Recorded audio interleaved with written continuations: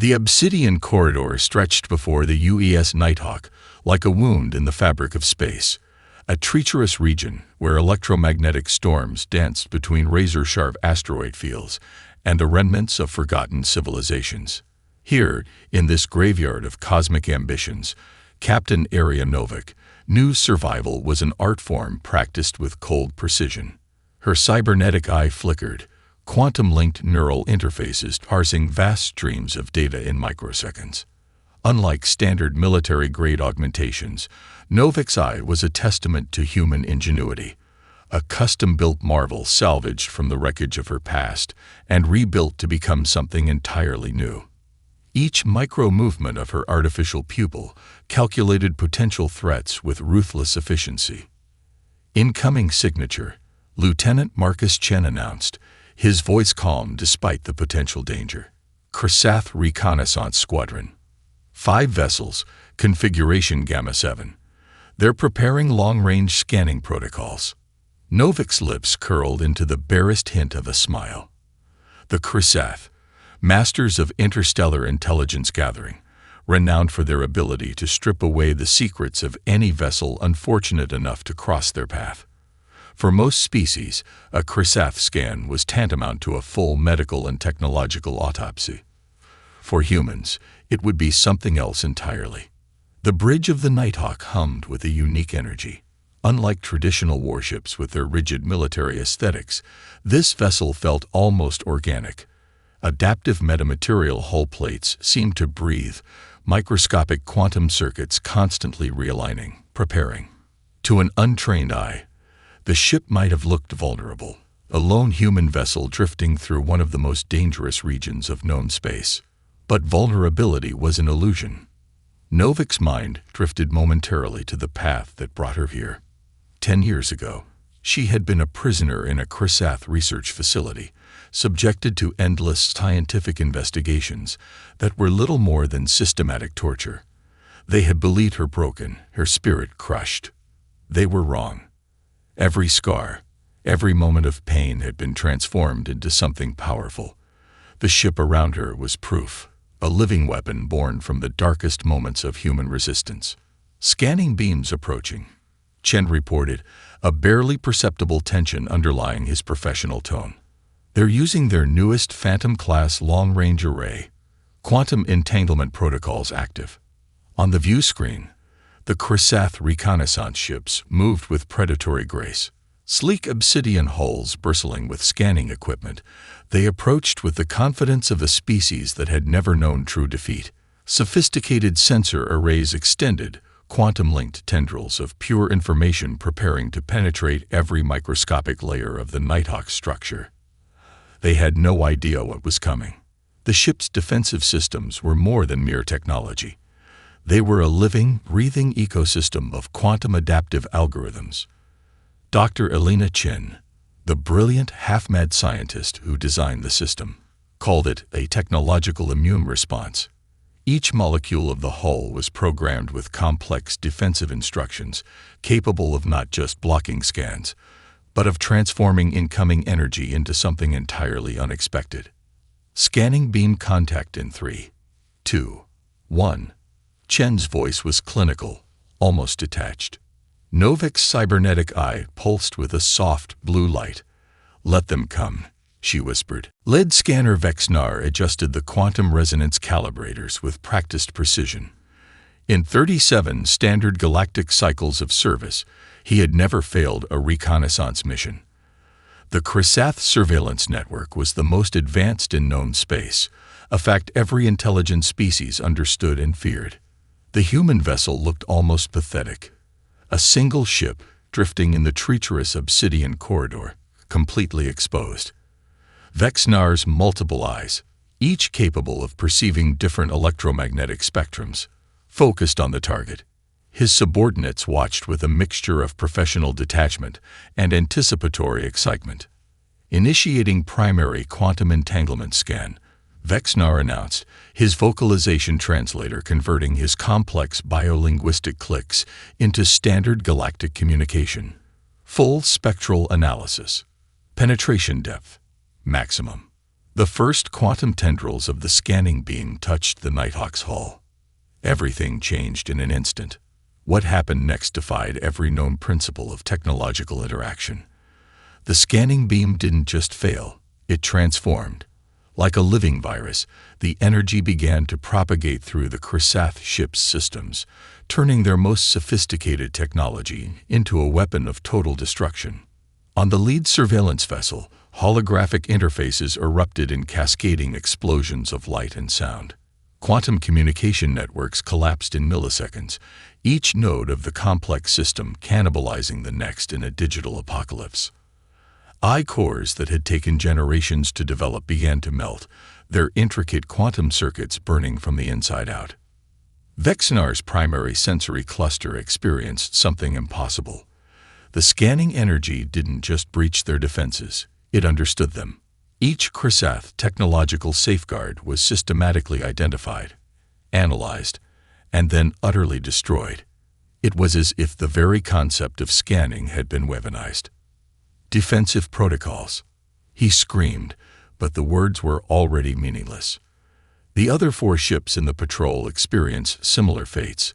Adaptive quantum shielding, the pride of Chrysath military engineering, dissolved like frost under a plasma torch. Communication channels became a hellscape of garbled data and digital screams. Navigation systems twisted in on themselves, creating impossible geometric patterns that shredded computational matrices. Within 27 seconds, an entire Chrysath reconnaissance patrol ceased to exist. Where 5 advanced vessels had been moments before, now only scattered debris remained. Microscopic fragments of quantum processors drifted silently, the only remaining evidence of what had transpired. The Obsidian Corridor, moments ago a site of anticipated intelligence gathering, was now a tomb. Aboard the Nighthawk, Lieutenant Chen's fingers danced across holographic interfaces, capturing every microscopic detail of the technological carnage. Scanning countermeasure performing beyond projected parameters, he reported to Captain Novak, a hint of professional pride in his voice. Novak's cybernetic eye parsed the electromagnetic residue, her augmented vision seeing far beyond normal human perception. Not a countermeasure, she corrected softly. A message. The secure research facility was nothing like the sterile laboratories most scientists called home. Buried deep within an abandoned asteroid in the Carina Nebula, Dr. Elena Chen's sanctuary was a chaotic symphony of bleeding-edge technology and controlled madness. Holographic displays cascaded around her, each one showing a different perspective of the Chrysath Patrol's destruction. Her fingers, half biological, half quantum adaptive prosthetics, moved with inhuman precision, parsing terabytes of data in seconds.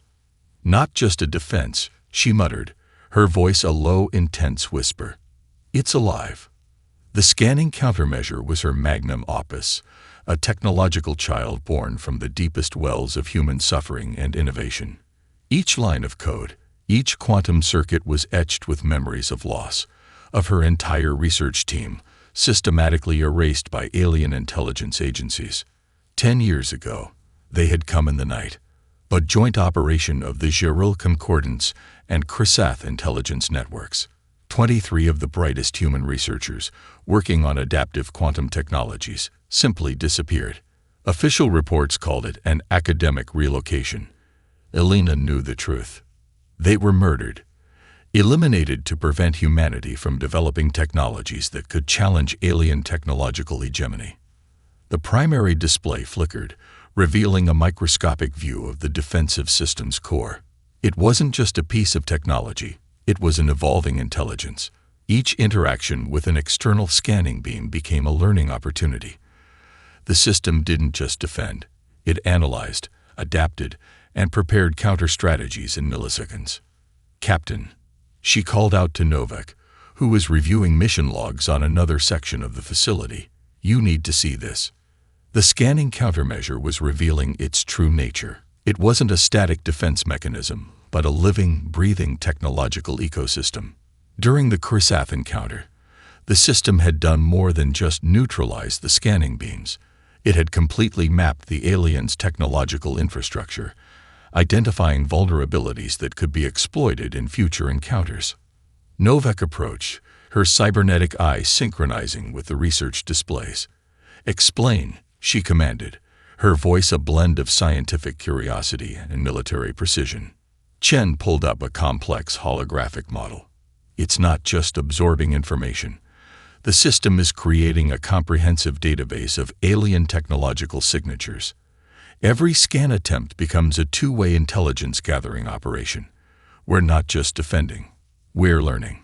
The implications were staggering. Traditional warfare relied on physical superiority, on bigger weapons and stronger shields. This was something entirely different, a technology that could turn an attack into a comprehensive intelligence-gathering mission. "The Krisath thought they were going to dissect us," Chen continued, a rare smile crossing her normally serious features. "Instead, we just performed the most extensive technological autopsy of their entire surveillance network." Fragments of alien code danced through the holographic displays. Quantum algorithms that had taken generations to develop were being systematically decoded, their secrets laid bare. The scanning countermeasure was more than a weapon.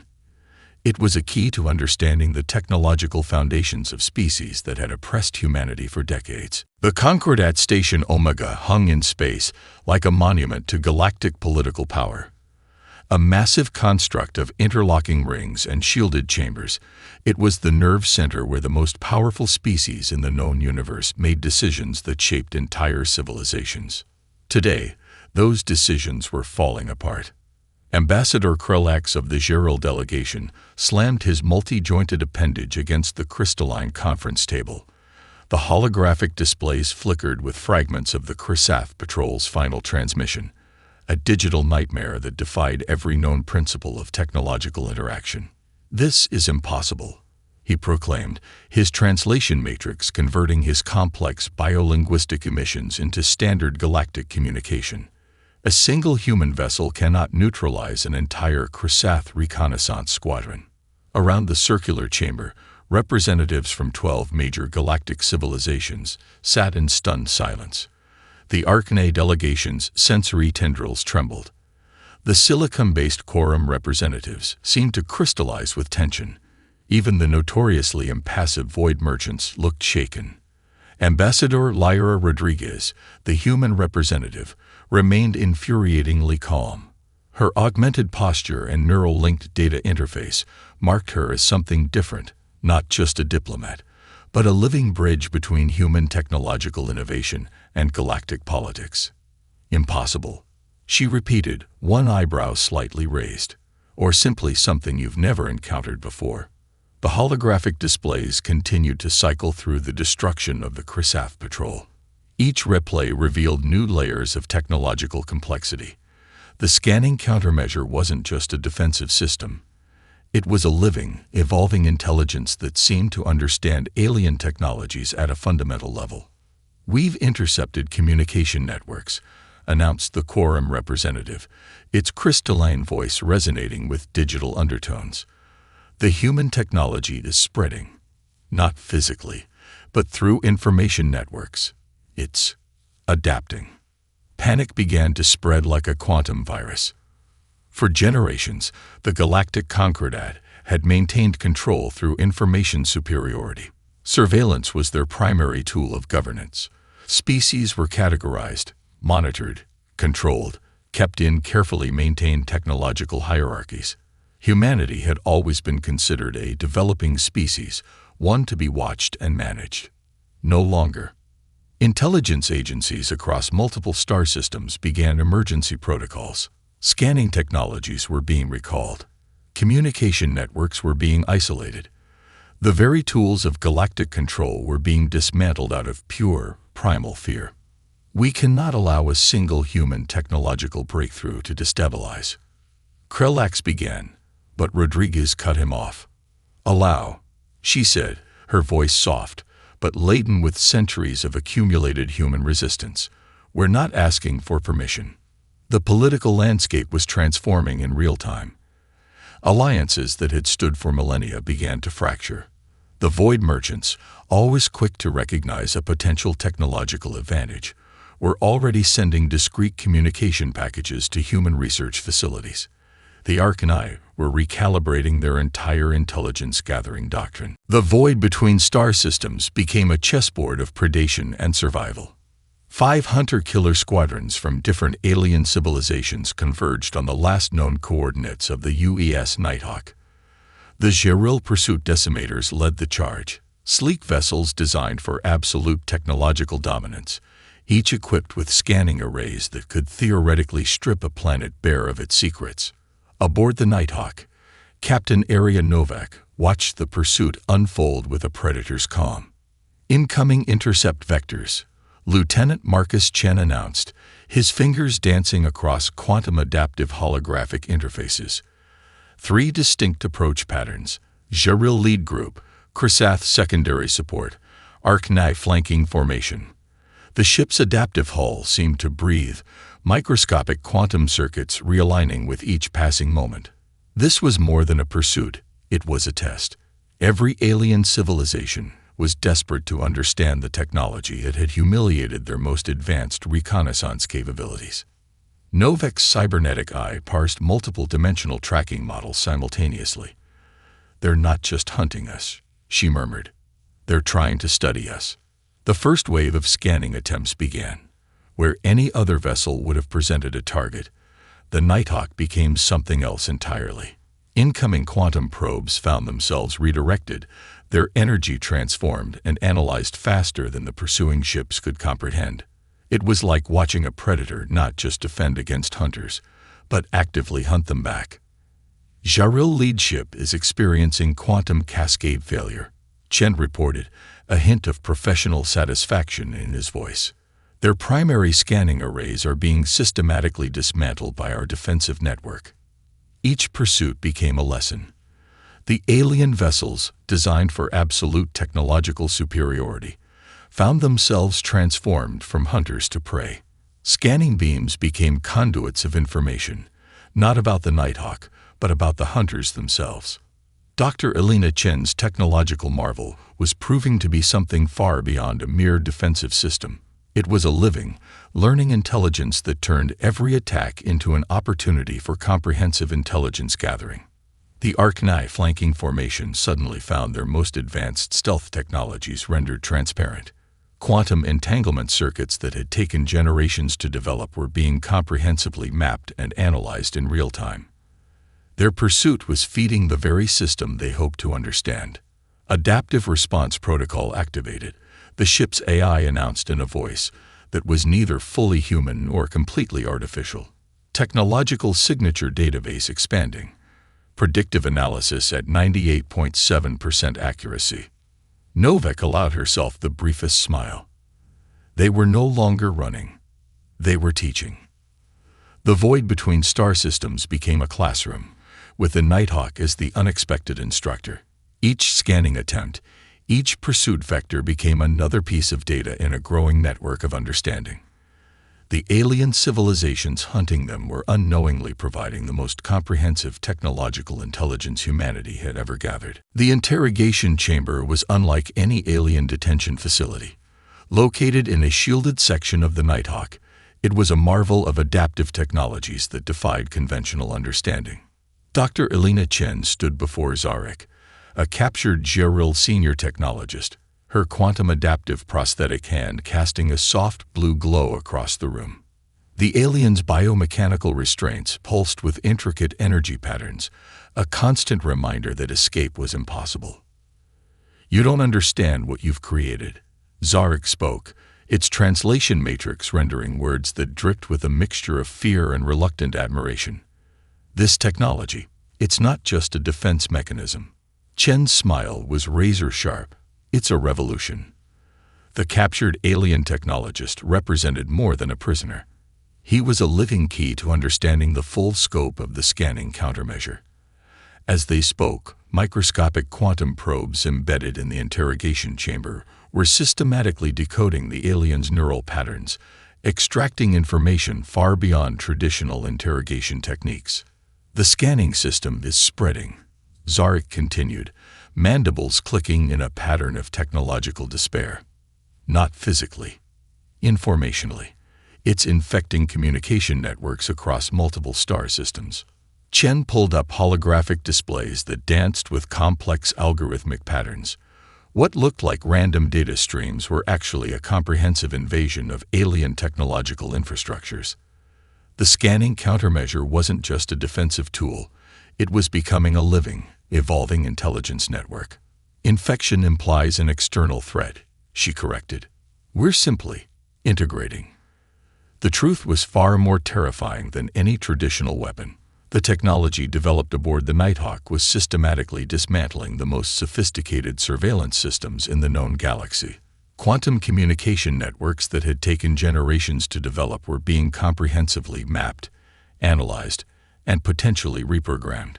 Lieutenant Marcus Chen entered the chamber, bringing up additional data streams. The system has already penetrated 73% of the Galactic Concordat's primary communication networks, he reported. We're not just gathering intelligence, we're restructuring their entire technological ecosystem. Zarek's biomechanical components began to tremble. The alien understood something profound. This was more than a technological breakthrough. It was a complete redefinition of interstellar power dynamics. The scanning countermeasure had evolved beyond its original purpose. Each interaction, each attempted scan, became an opportunity for comprehensive technological assimilation. Alien civilizations' most closely guarded technological secrets were being systematically decoded, their defensive mechanisms turned into open books. How? Zarek whispered. How can a single ship's technology spread so quickly? Dr. Chen's response was chilling in its simplicity. We didn't create a weapon. We created an ecosystem. The technology was alive in a way that defied traditional understanding. It learned, adapted, and propagated with a speed and intelligence that made traditional artificial intelligence look primitive. Quantum algorithms danced through communication networks, transforming defensive systems into conduits of comprehensive intelligence gathering. The Galactic Concordat's Grand Chamber was a monument to millennia of interstellar political engineering. Crystalline walls that could withstand direct solar radiation now seemed fragile. Thousands of diplomatic representatives from hundreds of species watched in stunned silence as the human delegation prepared to speak. Ambassador Lyra Rodriguez stood at the center of the chamber, her presence defying every established protocol. No holographic projections, no translation matrices, just a single human, standing alone against the collected might of galactic civilization. For generations, she began, her voice clear and unwavering. Your civilizations have watched us, studied us, categorized us as a developing species to be managed, controlled, and ultimately subjugated. The chamber's environmental systems seemed to hold their breath. Behind Rodriguez, a holographic representation of the Nighthawk's scanning countermeasure danced, a living, pulsing network of quantum algorithms that defied every known principle of technological interaction. It was more than a weapon. It was an indictment. Dr. Elena Chen stood to one side, her quantum adaptive prosthetics casting soft blue shadows.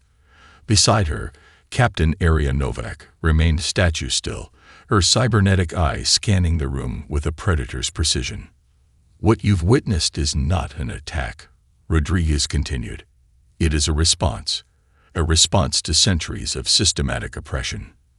Every scan you've conducted, every intelligence-gathering mission, every attempt to control and categorize humanity, we've been collecting our own data. The Geril delegation's representative, Krelax, attempted to interrupt. A subtle gesture from Rodriguez's neural-linked interface silenced him, not through force, but through a technological intervention so precise it left the entire chamber momentarily stunned.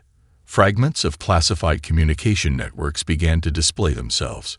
Centuries of hidden diplomatic communications, covert operations against emerging species, the systematic suppression of technological innovation across multiple star systems. The Concordat's most closely guarded secrets were being laid bare, not through traditional espionage, but through the revolutionary scanning countermeasure. We're not asking for your permission, Rodriguez stated. We're telling you how the universe works now. The technological demonstration was total. Where previous human interactions had been characterized by desperation or resistance, this was something else entirely. A calm, methodical dismantling of the existing galactic power structure. Dr. Chen stepped forward, bringing up comprehensive data streams that showed the full extent of the technological breakthrough. It wasn't just about neutralizing scans. The system had comprehensively mapped the technological infrastructures of every major galactic civilization. Communication networks, defense systems, economic tracking mechanisms, all laid bare. "This is our response," she said softly. "Not destruction. Understanding." The philosophical implications were profound. Humanity had transformed the very concept of technological warfare. Instead of responding to oppression with violence, they had created a system that made such oppression fundamentally impossible. The UES Nighthawk drifted near the event horizon of a quantum-stable nebula, its adaptive hull shimmering with the accumulated knowledge of 100 alien civilizations. Captain Aria Novak stood on the bridge, watching the universe transform around her. It had been 3 standard galactic cycles since the scanning incident that changed everything. The holographic displays told a story of unprecedented transformation, where once the galactic concordat had been a rigid hierarchy of control and surveillance, now something entirely new was emerging. Species that had been systematically oppressed for generations were finding their voice. Technological barriers were crumbling. Information, true, unfiltered information, was becoming the most valuable currency in the universe. Dr. Elena Chen entered the bridge, her quantum-adaptive prosthetics leaving subtle traces of blue light in her wake. "The final analysis is complete," she announced, her voice a mixture of scientific precision and something deeper, triumph. The scanning countermeasure had become more than a technological innovation. It was a catalyst for galactic liberation. 73 formerly subjugated species have initiated independent technological development programs, Lieutenant Marcus Chen reported, scrolling through comprehensive data streams. The Concordat's control mechanisms have been reduced to approximately 12% of their previous effectiveness. Novik's cybernetic eye parsed the information, seeing patterns that went far beyond traditional data analysis.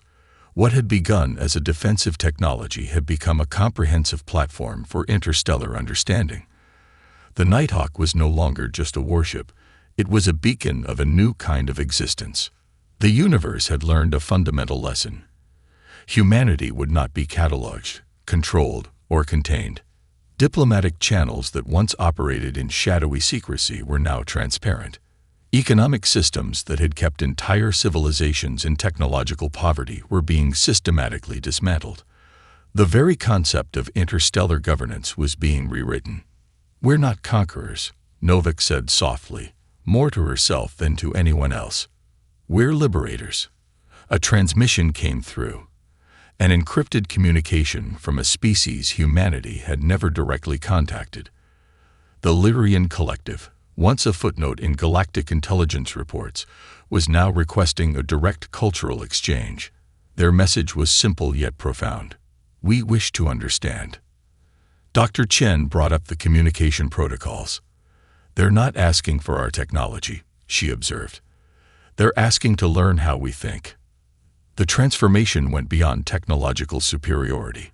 Humanity had demonstrated something far more powerful: the ability to turn oppression into opportunity, surveillance into understanding. The Nighthawk itself had become more than a vessel. It was a living testament to human innovation, a ship that could absorb, understand, and ultimately transform the very systems designed to control it. Each quantum circuit told a story of resistance, each adaptive algorithm a poem of liberation.